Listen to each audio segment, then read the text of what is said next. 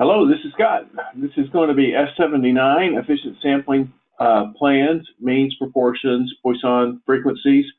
And so I'm going to jump right into it. I'm going to be going from statistic. This will be a hands-on statistica for this session. Again, S79. So statistics, I'm going to go straight into process analysis, and I'm going to go into the sampling plans for means, proportions, Poisson frequency. I'm going to go to the Advanced tab, and what I'm going to do is I'm going to assume here that we have a null hypothesis that the mean, again, so this is the distribution, right? This is where I select my means, my proportions, my Poisson frequencies, and then also whether I want it to be a one or two-tailed test. So I'm basically getting sample size based upon my alpha, beta, etc.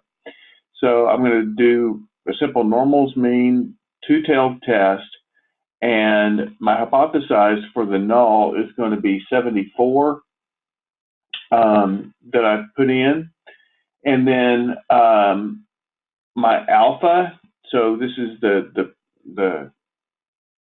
error rate, the type 1 error rate, the amount of error that I'm willing to accept. Rejecting a true null hypothesis is 0.05. I'm going to select my beta here as 0.1. That's the type 2 error, right? That's failing to reject a false null hypothesis.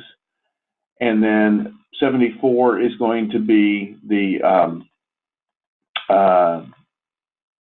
null, and then we'll say 74.005. Again, this is going to be a two-test, so it'll go from 73.995 to 74.05. And then we know from past history that the sampling or the standard deviation is about 0.01. So if we'll click OK there, then we get these results. And I can see here, this is my summary information that I just entered, and what I can do is I can look at the sampling plan. And if I go from this tab to the sampling plan tab, this will be my sample size, right? So the recommended sample size is 43.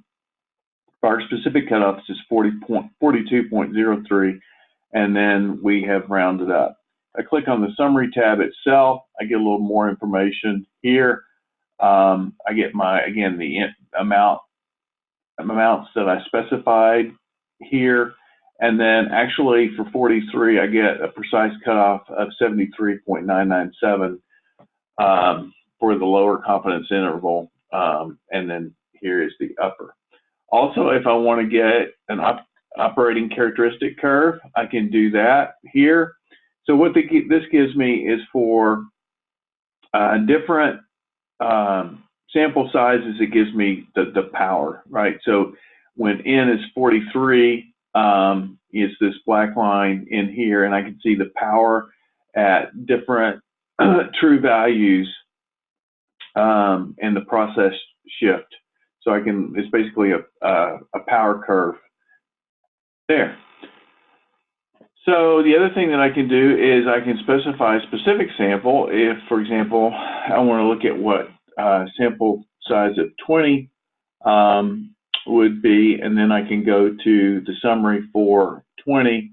I can look at those statistics right there as well. And so the beta for the error at 20 is actually 0.39 here. So let's see.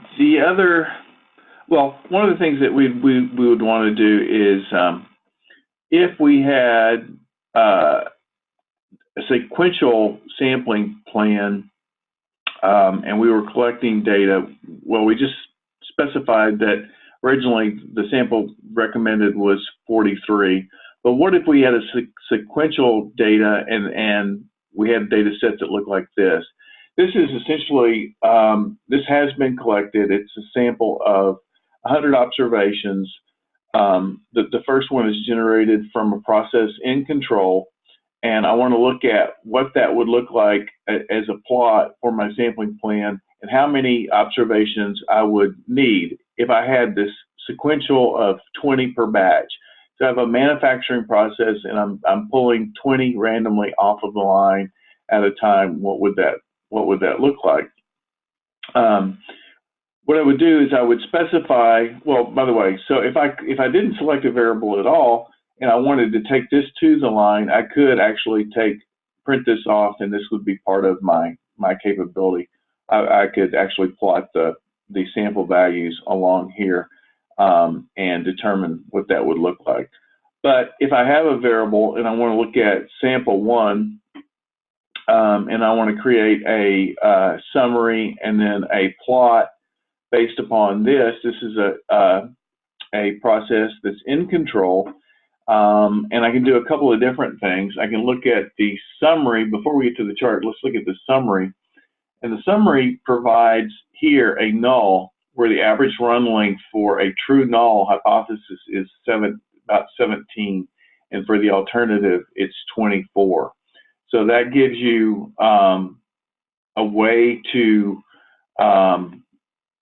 basically do sequential sampling rather than do the whole 43 batch, right? And you can see here the recommendation. So you can use this as you move along in your sampling plan, so you can get more power from a sequential sampling plan. Here we have the full 100, but we could see here that, you know,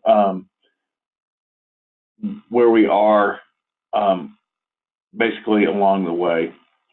And then what would it look like if we had a sample that was out of that was essentially out of control? And if we looked at that, this sample 2, if I want to create a summary of it and a plot of it, we can see that by sample, whatever this is, 23, I think, we can see that that's out. So essentially, using this to determine, number one, what the full sampling plan would be, or to use the platform in sequential sampling to reduce the overall samples required to confirm a null hypothesis or reject it. Hopefully that was useful, and I'll see you next time.